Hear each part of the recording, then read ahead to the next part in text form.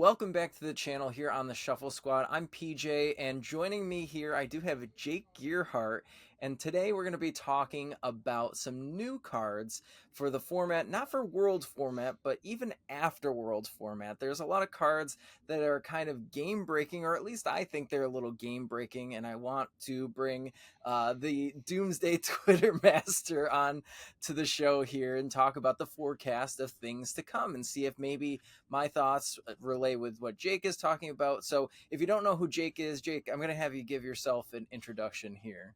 Yeah, if you somehow don't know who I am already, I'm Jake Gearhart. I've been playing since 2013-14 season. Um, yeah, I'm well known on Twitter. If you have that, if you don't, then yeah, I understand why you would not know me. Yeah, I often post about new cards, why they are damaging for the game, or why they are good. Some cards have been good for the game, but Right. uh, yeah.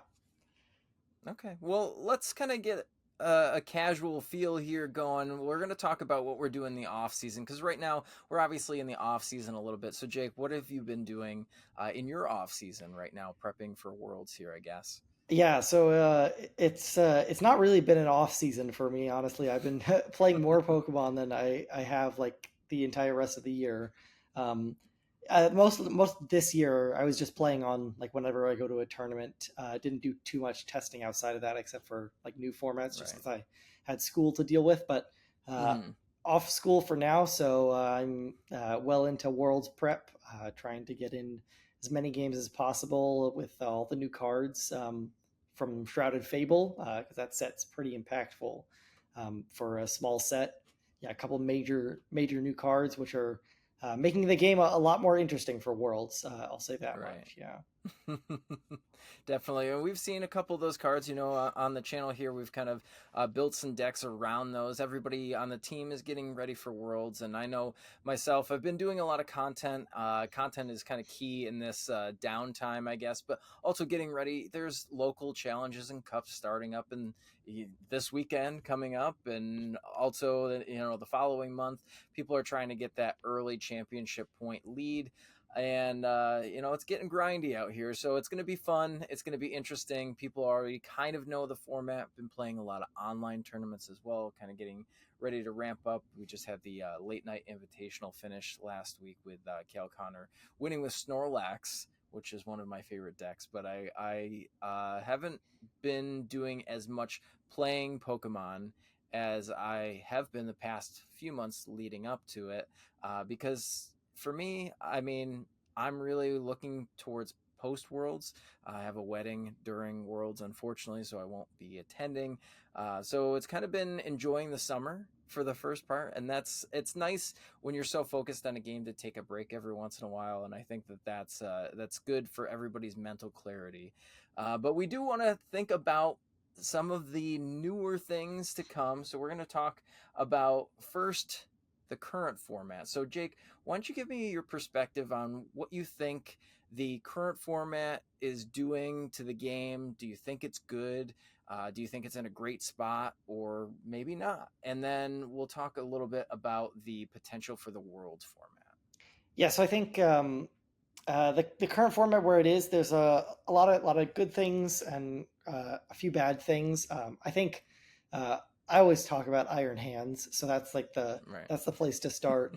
I do think Iron Hands is a problem. It's about we've seen a decrease with this new format a little bit in play, Mm-hmm. from last format where it was about 20% of decks played it. Now it's mostly just in Lugia because Chen Pao has fallen off a little bit, with Mm-hmm. Zard falling down. But now that Charizard is coming back up in popularity, Chen Pao might have a better chance. But at the same time, the Dusknoir does pose some problems for Chen Pao. So Mm-hmm. uh, at least that user of Iron Hands isn't as prominent as it was only a few months ago. But we have seen some other cards which definitely speed up the game. Like Dragapult EX is one of them, where it can win in very few turns, which is going to be a theme when we talk about this new upcoming set.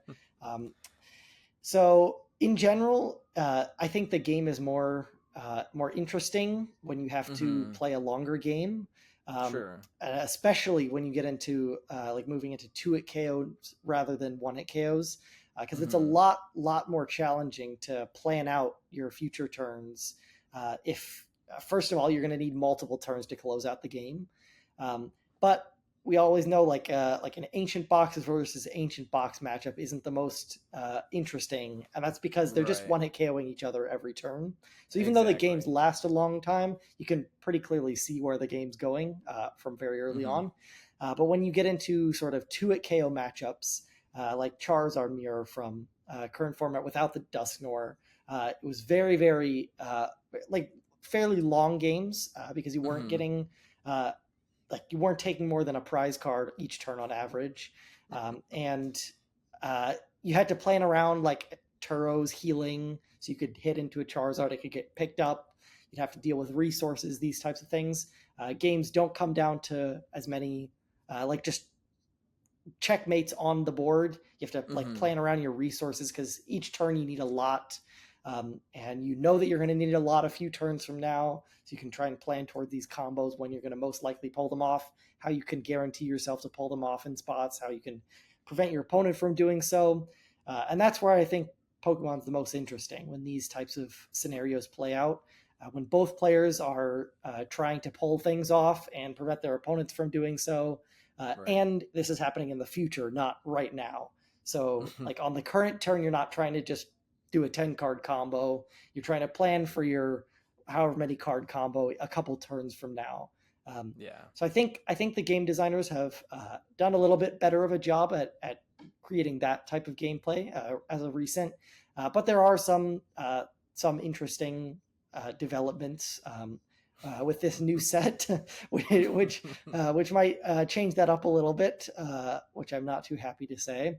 But Yeah. yeah, we'll see how it turns out. We've only got like half the set revealed at this point, Right. so we're not sure like really what the full outcome of it will be. But Mm-hmm. yeah, a lot of interesting cards in this new set as well, For at sure. least. Yeah. And then, I look at the format too because it's really wide open. There's a plethora of good decks, and when there's not just like the three big ones where you have the triangle of this deck beats this, but it loses to this, in a format, I feel like it's healthier because it's so wide, and any deck can win that is a good deck that's consistent and just keeps up with that. And the other thing, just panning off of what you were saying, is that you're right. It does keep the game interesting. Look at the growth. If you look at the retro formats of the single prize Pokemon that are taking the two hit KOs, I play a lot of like base to Neo set at home with some friends, and that those games take forever.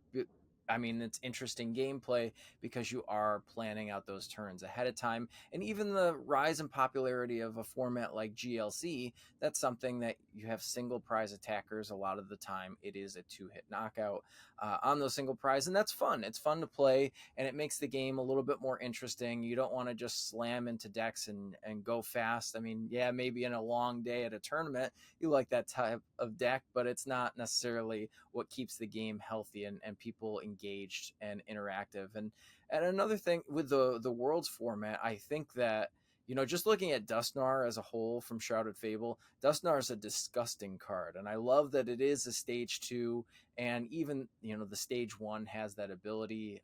You've got cards like Binding Mochi that are really good in that format. You've got all of the dark legendaries; those are kind of cool. So I really like where you have to tinker a little bit more with the decks too, because I'm a deck builder at heart. I love the process of building a deck, and I think that having that widened card pool where there's not just broken cards, you're really like, okay, well, if I don't beat this one deck, like if we look at ADP in the past from the Sun and Moon era, you're like, okay, if I don't beat ADP, then what do I play?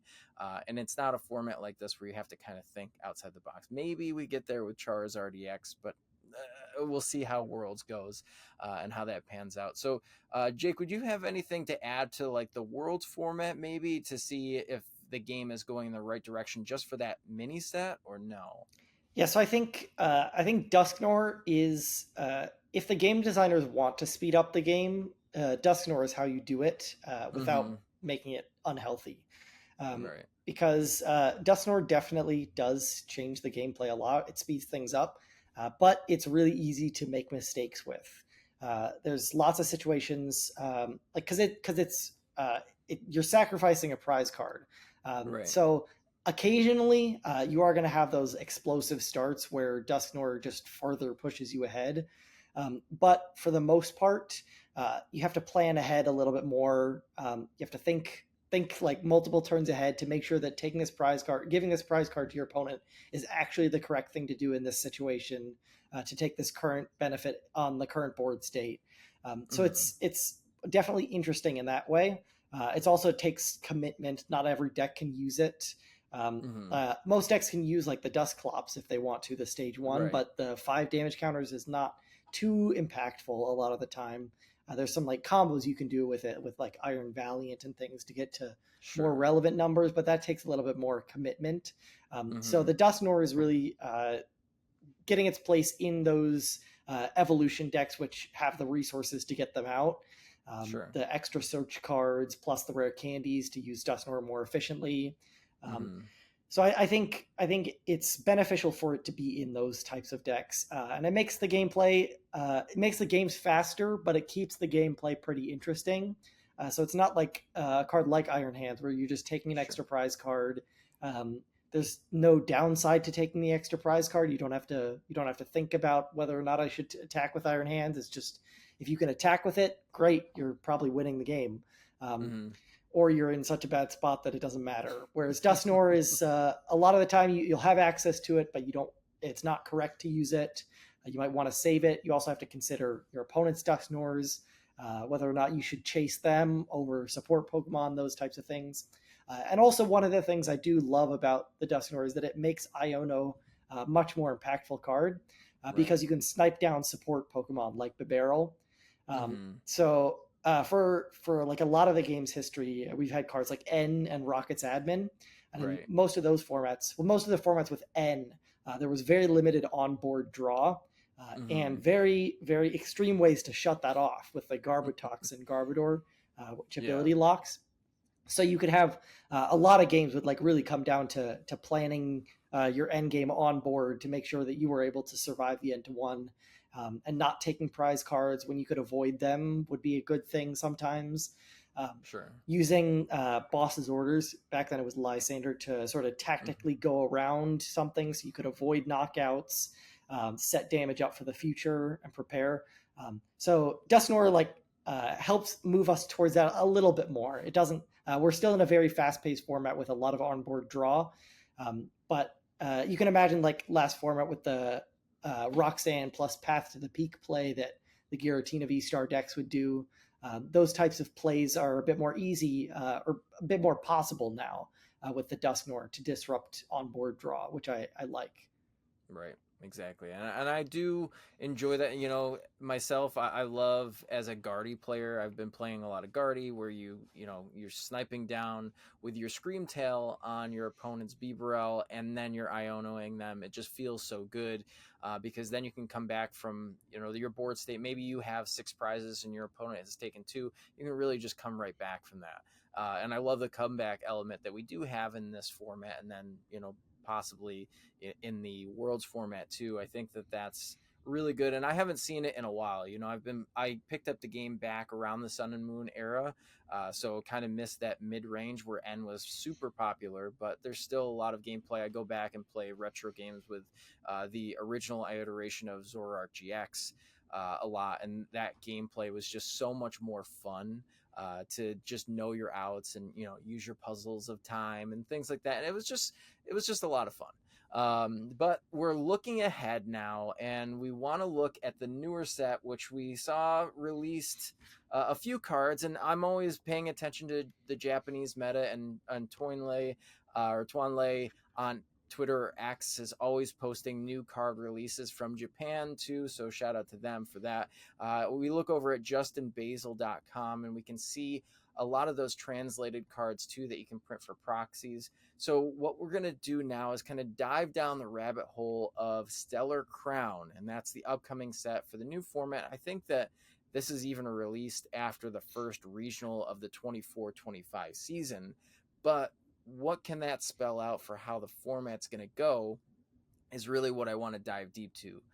So before we do that, I do want to give a quick shout out to all of the sponsors that help make this channel possible. We want to shout out Advanced GG, Ultimate Guard for protecting our cards and our binders that we have here too. That's really awesome of them. Kayfabe Cards over in Utah, and then also ptcglstore.com where you can get Pokemon codes for your online game and use that as a way of testing if you'd like. I'm sorry if you do, but that is a way that we can play the game for sure. All that being said, let's hop over and talk about Stellar Crown and some of these new cards. Now, I've seen a couple of these cards, Jake. I want to get your first take of just the overall way that these cards are spelling out disaster for here before we dive deep into just specific cards. Do you think that this set is going to be good or it's going to really break the game? Well, I think this set is a very mixed bag so far. Mm-hmm. There's a lot of like really powerful effects, which we'll definitely see play. Um, Mm-hmm. a lot of like unique effects, sort of targeting different areas of the game, as far as Mm-hmm. energy acceleration. There's disruption stuff, consistency, and just game speed in general is going Mm-hmm. to be affected by this set. So yeah, overall, I'm not like not sure. We'll have to wait to see how the full set comes out. But Mm-hmm. it definitely seems like they're trying to make this set yet another one where there's a lot that changes. Sort of different Yeah. to our like temporal forces set where basically nothing changed. Rotation happened. We lost some stuff. They replaced Battle VIP Pass, and Yep. that was it. You just keep playing. The Dragapult set had like a couple pretty important ones, like the Mm-hmm. Dragapult Legacy Energy. Yeah. But I Kiernan think, was good too. yeah. But I think this set will be more impactful than both of those sets. Yeah. So yeah, our most impactful set of this rotation so far. Absolutely. And I do see that. So the first one we're going to talk about, and this is one of the ones originally released when we saw the first drop of some of these cards, is Terapagos EX. Now, this is a basic Pokemon with 230 hit points. It's got an attack on it, Unified Beatdown. It says for 2 colorless energy, it does 30 times damage for each of your bench Pokemon, but you can't use this attack during your first turn if you go second. So you do have to wait a turn to use this. But what it combos with is another card like Area Zero Under Depths, is how it's translated right now. It could obviously be translated in English a little bit different, but if you have a Terra Pokemon, which Terapagos EX is, in play, you can have 8 Pokemon on your bench. So if you loved playing things like Eternatus VMAX, or back in the day when we had Skyfield, or if you play expanded currently, you get Skyfield too. You're getting to widen your bench, so you can do 30 times 8, or 30 times 7 rather, for if it's for each of your bench. So 30 times 7, that's a lot of damage with just maybe a DTE potentially, but there's a lot of energy acceleration. So first take on just this card here, Jake. What do you think? Yeah, so I think the Terapagos, like I really love the text on it. If you go second, you can't use this attack during your first turn. The Mm-hmm. game designers seem to be recognizing that just so like with all these aggressive decks. Like I think Mm-hmm. aggressive decks are healthy for the game, but Yeah. the problem is when they become too high rolly, when you have to hit like a combo early to pull something off, Mm-hmm. and when they sort of lock your opponent out of the game completely, which is sometimes what happens with Iron Hands in Miraidon. Mm-hmm. If you hit plenty of generators, something like a Gardevoir deck just can't keep up if you hit all of them. Mm-hmm. Um, Whereas this attack, yeah, pretty limiting to not being able to use it on the first turn, going Mm-hmm. second. But I think that's also beneficial because otherwise this card might see play in just random decks, just to Right. swing for any deck that plays double turbo energy can play this card. Um, Mm-hmm. and if you could just randomly, like maybe 30% of the time, hit a turn one KO that just completely puts you in a winning position, that would be a detrimental thing for the game. So I'm glad they put this text on here. Yeah. Um, Overall, I don't think this Terapagos deck so far, from what we've seen, seems very good. But I Hmm. think this, like Terapagos, just as a splashable attacker that any deck playing the Area Zero under depth can maybe take advantage of, just as an early game attacker, or to prize trade evenly against other basic two prizers. Exactly. And I do like the duality of the card. It does have a second attack, Crown Opal, which for grass, water, and lightning energy does 180 damage, but during your opponent's next turn, prevent all damage done to this Pokemon by attacks from non colorless Pokemon.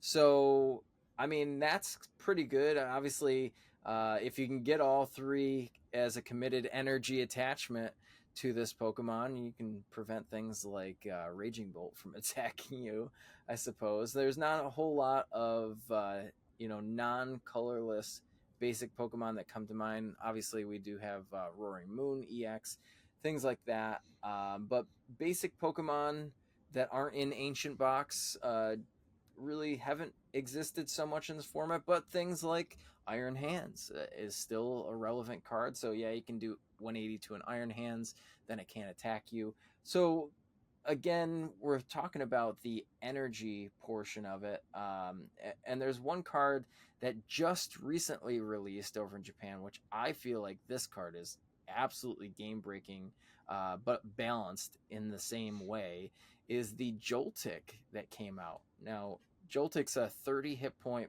basic Pokemon. And for one colorless energy, you can search your deck for up to two basic grass energy and two basic lightning energy and attach them to your Pokemon in any way you like. Tell me this isn't going in an Iron Hands deck. Uh, Um, I actually don't think it is, okay, okay, but I think this card, it's a bit of a meme. Honestly, okay. I think it's like it's a really powerful effect. Probably will see Mm-hmm. play at some point, um, Mm-hmm. but just having 30 HP is really terrible right now. Right. You can get knocked out by a Monkey Dory moving some Mm-hmm. damage, or like a Dusclops could pop you for a 1-to-1 trade. Um, the energy acceleration is like it's pretty strong, but in this set there's also like an item card which will fulfill energy acceleration for at least that Terapagos. So we see Mm-hmm. Terapagos does attack for the uh, lightning, grass, water, so it does Mm-hmm. benefit from this Joltik. If you want to put like one Joltik in the deck, might work Right. for certain matchups just to charge that up.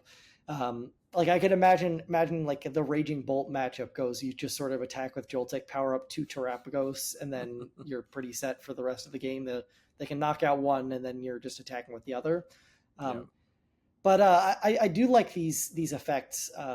Sort of, it's been a well, we have the Miraidon from the Future Box deck, which does have Sure. this like uh, accelerate energy attack on a basic that one does damage, so you can take a knockout with it. This one gets way more energies, so you can power up more important attackers. But I think overall, like Iron Hands in general is not too great of a card when you can't use it the same turn that you powered up, because Right. it's pretty easy for most decks to take advantage of that fact. Um, and when you're using an attack like this to charge it up, like obviously the Future Hands deck isn't seeing much play right now, Mm-hmm. because most decks are able to take advantage of the Iron Hands before you get the chance to attack with it, or Right. at least get themselves close enough into the game where you can't.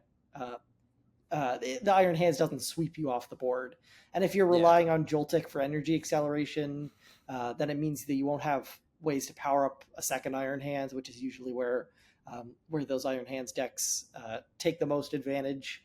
Is when their first Iron Hand goes down, you can just replace it with the second one. But if there's no extra way to accelerate energies, then it's not going to be too helpful there to get your second one online, because you don't want to use a second battery charge from this Joltik to do that. Right. And I mean, you can go through it just like you said with so many things. With a Monkey Dory, even with the new Dusclops, you can knock it out and also knock Joltik out at the same time. And damage output is really good right now. We see cards like Dragapult spreading damage. I mean, this card just screams Dragapult food to me. So maybe it'll go in a GLC deck, but you know, a splashable card potentially in a deck that struggles with energy acceleration.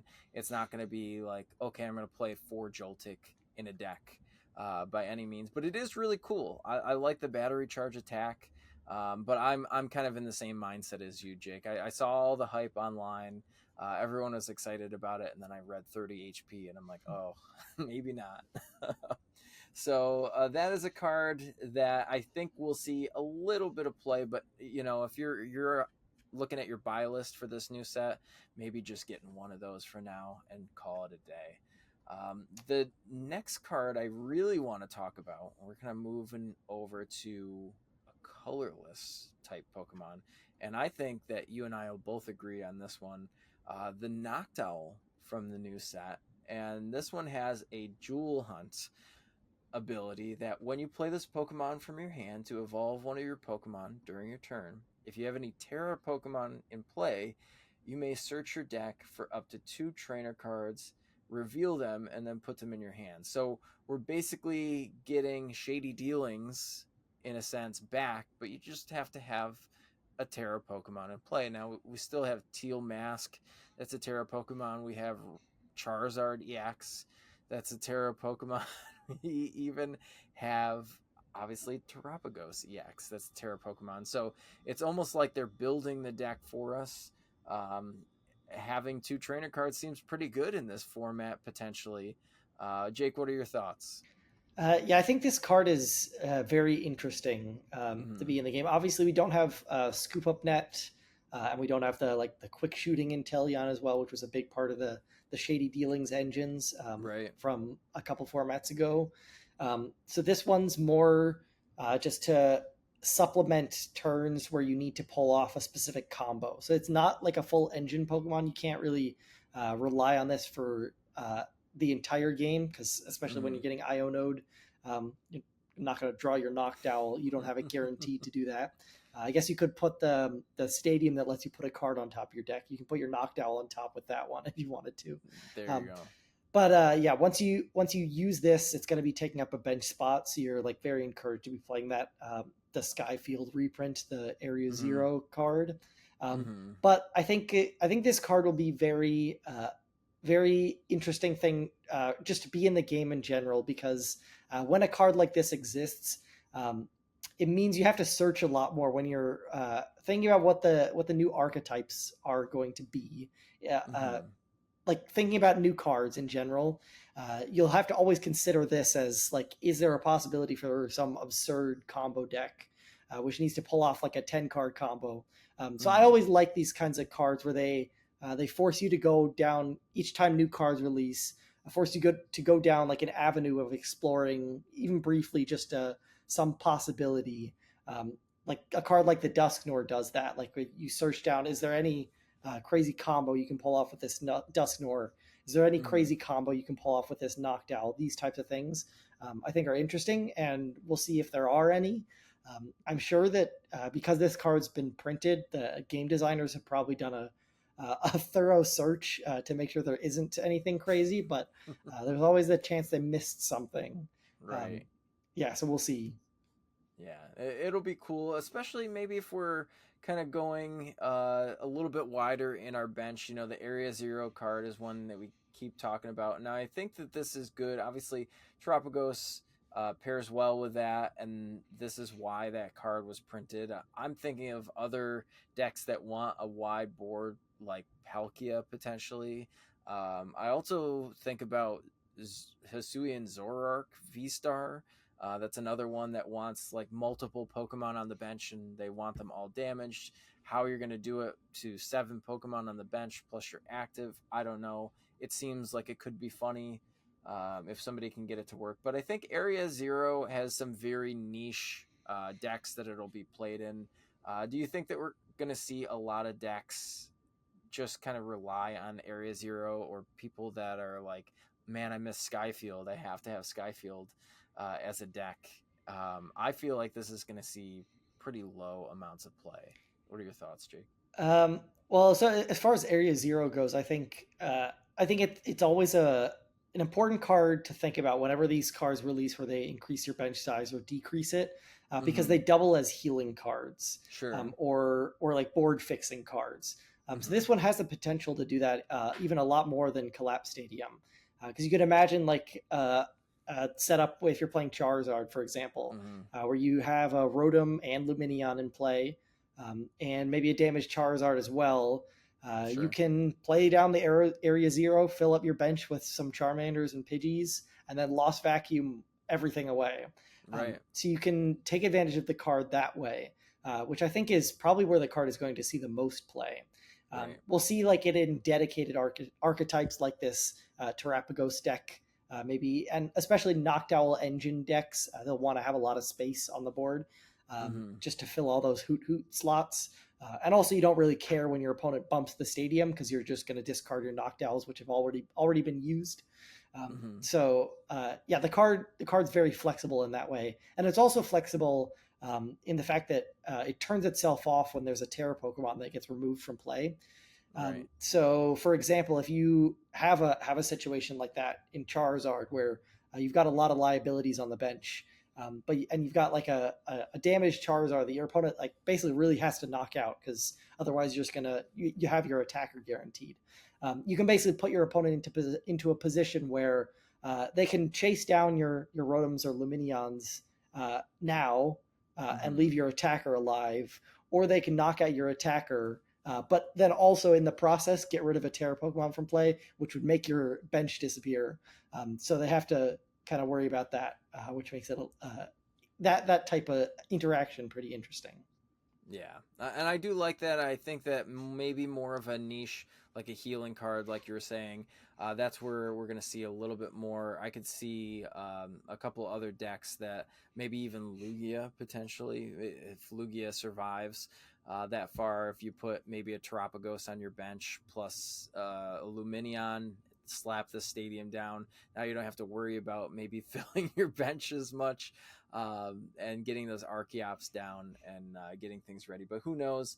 We're going to have to see what kind of deck building we get into when this set does release. Now, another stadium that I want to talk about here is the Great Tree. Now, this is or a semi reprint of some of the older cards that we see. We see a lot of that happening. We were just talking about Skyfield, how that Area Zero is kind of a reprint, but Great Tree is very similar to Forest of Giant Plants, which for people who don't know about that card, that was a banned card for a little bit here. But this card reads, once during each player's turn, that player may search their deck for a Stage 1 Pokemon that evolves from one of their basic Pokemon in play and put it onto that Pokemon to evolve it. If that Pokemon is now a Stage 1 Pokemon, they may search their deck for a Stage 2 Pokemon that evolves from that Pokemon and put it onto that Pokemon to evolve it.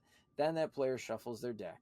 You can't use this effect during your first turn on a basic Pokemon that was put into play this turn. So there are some extra rules. This has a lot of text on it. Kind of reads like a Yu-Gi-Oh card. But as far as it goes, it basically is a free skip an evolutionary step on it. It's better than a rare candy, but just for one Pokemon, and they have to be in play for at least one turn is the long and short of it. So I think that this is going to see quite a bit of play. But Jake, what are your thoughts on this card? Yeah, I actually think this card's very niche and might not Mm-hmm. actually see that much play at Okay. all. Um, so first of all, it's an A-spec card. So in addition to all that text already, it has to Right. read, you can't use any other A-specs in your deck. So if you want to play this card, it means you're sacrificing Prime Catcher, Mm. Unfair Stamp, Hyper Aroma, all these types of things. Yeah. So that already is hard to justify. And also, I don't think this card is actually like much stronger than a rare candy itself, Mm-hmm. because you have to have the stage 1 in your deck first of all. So if you're Right. playing a deck where like a Pidgeot deck, you don't want to play Pidgeotto in your deck most of Mm-hmm. the time. So it sort of eliminates that possibility. And then also, if you think like a Charizard deck only plays one Charmeleon, you can't use the if a Charmeleon gets prized or you already have it in play, this Right. effect is not useful there. And also, you don't get to use coming into play abilities like Charizard EX's Infernal Sure. Rain, which Yep. you'd get from Rare Candy. So this basically just acts as like one extra rare candy in your deck. Does make you a little bit more immune to TM devolution, which Mm-hmm. is helpful a lot of the time. because you're getting evolved up through the stage 1, which means that you if you get devolved, you go back down to the stage 1, so you don't have to. You can re-evolve back up easily. But like a lot of the decks that are weak to TM devolution right now, like Charizard, they need that coming into playability, so they don't really get use of this. Some of the things that this will help a lot more with are sort of the Dusknoir combos. You could imagine, just because like you can evolve, you'll be playing the Dusclops in most lists anyway, so you can sort of use your Dusknoir, and then maybe you had like a second Duskull or something, and you Super Rod, evolve right back up from the stadium. You don't have to search out a rare candy plus Dusknoir to use it again. Because like a lot of the problem with Dusknoir, if you want to use multiple Dusknoir, it's like very costly on the rare candies. Right. Whereas if you, and like the cards that you need to get into your hand. So you could imagine if you want to use a double Dusknoir turn, you go rare candy Dusknoir, pop that, Super Rod the Dusknoir back, then you can use the Great Tree to get back, to get out a second Dusknoir from another Duskull that you have in play for just one card, rather than needing to find the rare candy and search card for the Dusknoir to get into play. So I think this card is a lot more. I compare it to like a rare candy than a Forest of Giant Plants or a Broken Time Space. Those types of effects that would allow you to evolve immediately as soon as you bench a card. Like if you could do that with this Great Tree, then this card would be really, really, really good. But because of that restriction in the parentheses at the bottom, I think this is one of the more niche A specs, but it's probably a solid B tier A spec, probably in like the level of Hero's Cape, I'd say. Gotcha. Yeah, it'll see some niche play depending. Maybe we'll see some just single prize decks that play something like this to kind of get around the whole rare candy shenanigans here. But there is another card I want to talk about. Now we're moving on to the items. We've talked about some stadiums here, but there's Glass Trumpet is an item card that we see for this new set. And you can only play this card again if you have Terra Pokemon in play, just like Area Zero. But you get to choose up to 2 of your bench colorless Pokemon and attach a basic energy from your discard pile to each of them. So if you just dump all your energy, or dump a lot of energy into the discard pile, maybe you have Radiant Greninja, you're playing Trekking Shoes, this card can go ahead and just attach some energy there. So it's better than the flipping coins that we've seen do a similar effect where you have to flip a coin to get card or energy cards from your discard pile to attach to your bench Pokemon. But Jake, what are your takes on this one? I think that this one is only going to be played in very specific niche decks, for sure, but that's how I see it. Yeah, I actually think this has a little bit more universal application. So this card's very similar to like a Dark Patch type effect, where you're going to attach one energy, but this one can get any type of energy, and you get 2 energies with it. So having the Terra Pokemon in play isn't ideal, but that could be like one of your colorless Pokemon to sort of fulfill this. But then I imagine you can use energy moving effects like Energy Switch or Armor Rouge. These types of things to move the energy around. So if you think of a deck like Dragapult, for example, where it's the deck can basically keep up on attachments every turn, just attaching 1 energy, but sometimes you need to get just like 1 energy ahead. You could play 1 Glass Trumpet and 1 Energy Switch, and that's your energy that you need for the turn. So and it's an item card combo rather than needing a supporter like Mela to do that. So I think this card might see some play like that as just a one-of copy alongside Energy Switch to sort of get this combo just to put 1 extra energy in play.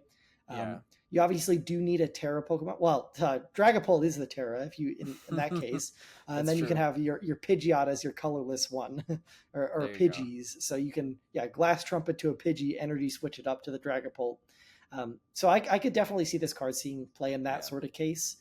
Then also Armor Rouge as well, and we do have cards like Thornton in the game as well. So if you have a crazy combo with these Noctowls, you can play 4 Glass Trumpet in a turn and then Thornton into Dialga V-Star, and you can do that out of nowhere if you really want to. Now we're cooking. So Definitely can see the potential for some combos with this card. Now that you're talking about it, but yeah, I mean, I don't think that we're gonna have like a 4 glass trumpet deck or decks. Maybe we'll have one deck, but I think that it's a cool card. I like the design of it. Obviously, it has its own applications, but again, not something that makes me go, "Oh, well, what are they doing to the game?" Now, we're going to talk about a couple of the supporters in this set next. The first one we're going to talk about is Crispin. Now, Crispin says search your deck for up to 2 basic energy cards of different types, reveal them to your opponent, and put one of them into your hand, and attach the other energy to one of your Pokemon, and then shuffle your deck. So this one seems pretty good. There's no restrictions on, Terra Pokemon in play, anything like that. But you get to search your deck to find the energy, and obviously one to hand, one onto your Pokemon, and you don't have to end your turn. So this one seems a little crazy to me, but I want to hear your takes again on this, Jake.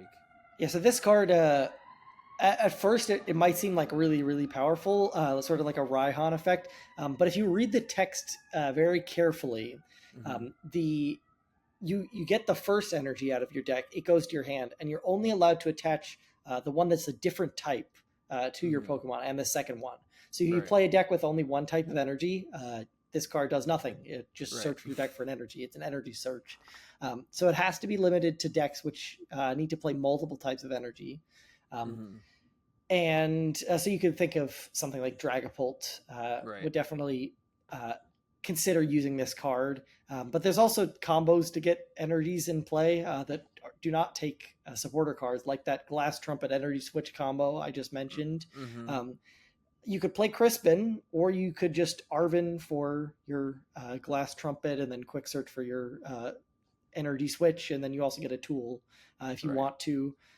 But yeah, Crispin, it's a good card to remember exists in the format, and also to consider with those sort of knocked owl combo decks. If you do have a crazy energy cost attacker like some of these new Stellar Terra Pokemon, Mm-hmm. um, this does help get those energy into play. And you can, since you get the other energy into your hand, if you're playing something like Radiant Greninja, you can concealed cards the other energy Sure. away, so that's sort of helpful there. You could sort of read this card in that case as like get an energy in play and draw two, which is not bad, but that's also not really as good as Mela, which is another one um, that accelerates energy. Different scenarios, but Right. yeah, this card will probably see play at some point, but it is like somewhat niche effect. Yeah.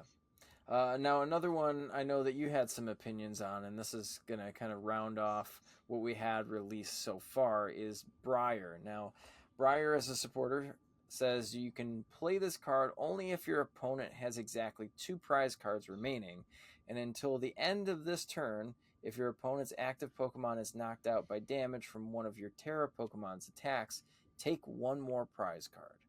Now, we've obviously seen what the taking of extra prize cards does to the game, but again, there's not too many of the scenarios that I can see where you're taking the extra prize cards with a specific type of Pokemon. Obviously, we have Iron Hands in the format currently, and we had ADP in the prior format, but now that we're talking about all the Terra Pokemon that are here, we have the Charizard, we've got the Dragapults, we've got the Terapagos coming out now.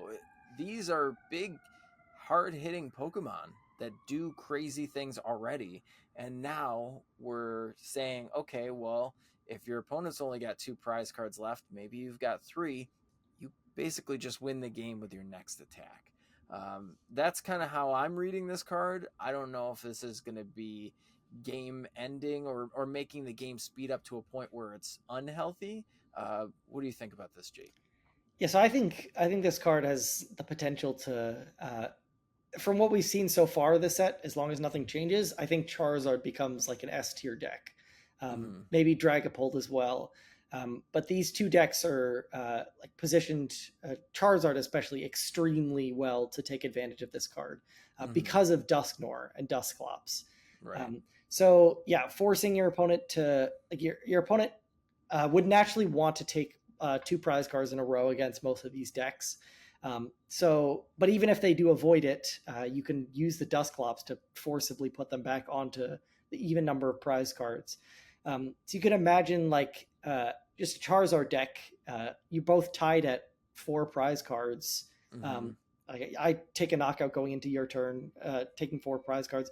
You can pop like double Dusknoir and then Brier, and the game's over instantly.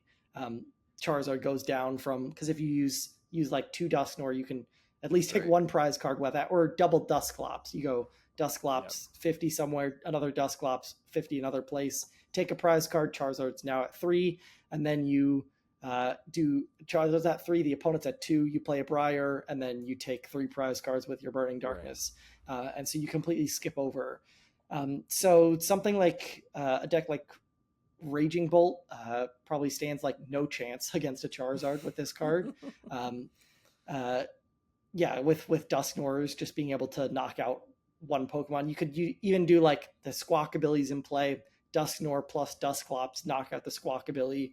Brier, close out the game extremely easily. You can also think about something like Dragapult in combination with this and Dusclops. So yeah, Dusclops puts 50 somewhere, Dragapult another 60 on that thing. So you can take a double KO, knock out the active, knock out one on the bench, and take an extra prize card with the Brier. So yeah, this card seems incredibly powerful, and like it definitely speeds up the game like a ton in those situations. So I think it's not like, it might not be as bad as something like Iron Hands, or like as like impactful as like pulling off your turn 1 Iron Hands is like game winning thing. An opponent at least has like some agencies because they get to play a game before this card comes out, before this card is able to be used. But their agency is already taken away a little bit with the Dusclops, Dusknoir, and these decks that already are so good at like manipulating the prize trade. The stage two decks where they can basically keep a single prize board state and then evolve to their multi prizes whenever they need to. Yeah, they can force you onto whatever prize trade they want and make sure that Brier ends up winning the game for them. So yeah, it'll pretty interesting, the effect of this card. But my immediate thoughts are that like Charizard could be another Lugia format with the Charizard at the top. But we'll have to wait to see what the rest of the set is, because I'm not sure the game designers would want to retroactively make one of their old cards the new S tier deck. They probably have some other stuff in store. They saw Mew VMAX for too long, and they're like, well, we can't do that again. Hopefully. Fingers crossed, fingers crossed. So I think that this set has some really cool and interesting cards. Some that we will probably see a lot of play with, but I think that the game's definitely moving in a direction where it feels like they're listening a little bit more to players. They're not just creating a deck in a box and that's the BDIF, and there's still older card use, not necessarily speeding up the game too much, like we've seen in the past couple of blocks where we're looking at Sword and Shield and Sun and Moon, things like that. So I really like a lot of these cards, and I think that we can adapt the meta once we get to that point. And obviously, there's so much more that'll be coming out we can cover. But the thing I do want to touch on really quick with you, Jake, is we're looking at this format. We're talking about playing meta decks, and I haven't really talked to you too much about your thoughts on playing in the competitive scene going into 24 and 25. I just want to get your personal takes on how you think that the championship structure has changed. I think that there's some good, there's some bad. I think we're still going to all play Pokemon pretty much the same way. Maybe a little bit less because some pressure's off, but Jake, I'd love to hear your take on that. I mean, yeah, as far as like my opinion on the like top 125 situation is, I myself don't really have too much of an opinion, because I've sort of moved away from making worlds as my goal. I don't, whatever I've made it the goal, it's been bad for my mental health, I guess you could say. Like my first year qualifying for worlds was 2016 in the senior division. and I really treated Worlds as an end goal and missed all the like opportunities and all the wins I had gotten along the way. Didn't Hmm. treat them as well as I could have, as what they should have been treated as. So I don't think World needs to be a goal for most players, and I don't think it should Right. be a goal for anyone. Really, I think it's better to just play regionals and try to aim for your first top 64, first top 32, first top 8, first win at a regional, and those are more important than uh, qualifying for Worlds. And if you are a great player, you'll naturally qualify anyway. Um, and if you're not, that's fine. You can still work towards being an even better player in the next year, or yeah, as the season goes along. As far as the other changes, the Swiss round changes, Hmm. I have quite a few opinions on that. Sure. I just last night I recorded a podcast with Stefan's Classroom. Oh, Uh, okay. so you can check that out on YouTube. We did some math with the Swiss rounds, how that turned out, and yeah, I'm overall not a fan at all of these Hmm. of those changes. I think they're going to make tournaments more luck based and Yeah. more sort of meta. Like you don't have to make meta calls as much anymore. You can just show Hmm. up with whatever deck and have a much better chance of just winning the tournament from whatever deck you bring, which I guess in some ways is helpful, but Hmm. remove some of the skill of meta calling, I think, Yeah. because like uh, you always see people posting about these crazy runs where they hit like 6 Lugias in a row in Hmm. day two or something like that. But back then, or in our current system, like hitting 6 Lugias, like each round is only 1/15th of the number of rounds you're going to play. Right. But in the future, it'll be more like 1/13th or 1/14th, 1/12th even Right. of the total rounds that you get to play. So each round matters more, which means less flexibility for bad starts, bad draws, and Exactly. hitting unlikely matchups. Right. And that's kind of, I looked at it at face value and I said, ooh, less rounds in day one and day two. That's going to be a nice, easy day. And then I can go get some dinner on time. Thinking of it from a time management perspective, but then breaking down the elements of, the actual math behind everything and then the asymmetrical cut in day two instead of just a top eight with people who are bubbling. It creates a little bit more of an aggressive competitive mindset, I think, going into these people that are striving. Maybe that is their end goal of Worlds. They've competed for years and years, and they're just trying to get there. And you have these maybe some inadequate starts, or you hit again the unfavorable matchups, and there's going to be a lot of variance, and we're going to have to use this system as kind of a guinea pig to go into seasons to come. But I think I agree with you with the Swiss system. Seems like a huge change all at once amongst the other changes, for sure. I think that that's kind of where my head's at. It was we have to test it out and see if it's as bad as we think it is, and I'm pretty sure it will be.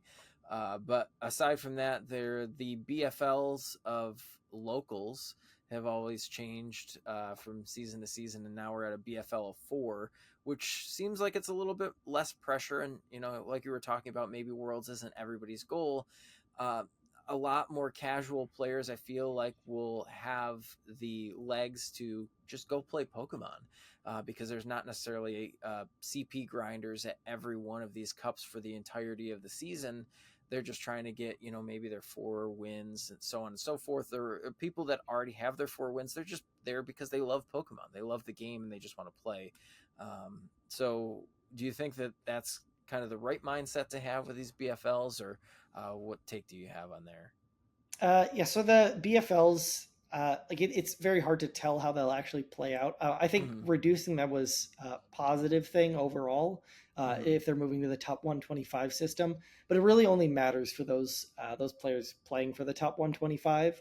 Right. Um, and I'm not necessarily going to be one of those players, at least for this year. I think I'm going to just go to as many tournaments as I want to, Mm-hmm. and not as many locals, because I basically played in a tournament like every Saturday and Sunday that it was possible to. And I live in Chicago too, so there's basically a tournament every weekend. And if not, then definitely a double weekend on the next weekend. So yeah, it'll be nice to sort of play Pokemon more at a pace where I'll be having fun the whole season. Because if I don't want to play anymore, that'll be good. I can take a break if I want to. So we'll have to see what the championship point rewards system that they teased in the announcement is actually, with prizes for certain championship point bars that you hit. Yeah, I'm not sure what they're going to do for that, but that could make that could increase the amount of people going to locals or decrease it if those prizes aren't good. We'll have to see what they are though, and I think that'll make all the difference. For sure. Well, we've talked a lot about Pokemon TCG, and this is kind of, we're going to wrap it up with a bow here. And again, one more shout out to all of the sponsors that help make this channel possible. You can check out all of the links to save yourself some money, help you out, help us out, all at the same time. So go ahead and do that for yourself. I'm going to let Jake do some shout outs and thank yous before we leave this thing here. So Jake, who out there do you want to shout out or thank for your Pokemon career so far? Well, I mean, I have to thank my sponsor, Dead Draw Gaming. We're making a lot of content on YouTube. You can find us there at cuttertap.com as well for articles. I'm always on Twitter at Jake Gearhart. If you ever have a question you want to ask me or just see what I'm rambling on about day to day.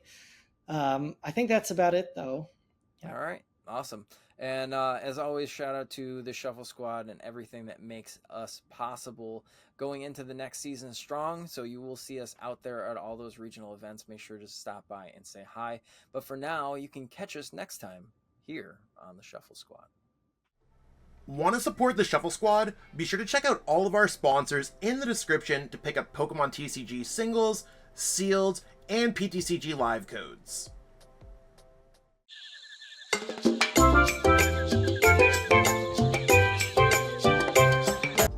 You made it to the end. Thank you so much for watching this entire video from the Shuffle Squad. Honestly, from the bottom of our hearts, we appreciate each and every person that supports our content, watches what we have going on every single day, every single week, even from time to time, and continuously allows us to have a forum to project our creative content towards the Pokemon TCG community. So if you haven't already, be sure to give this video a like, subscribe to the channel, and even leave a comment to help boost the YouTube algorithm. That being said, we'll catch you with our next video. Thanks again. Take it easy.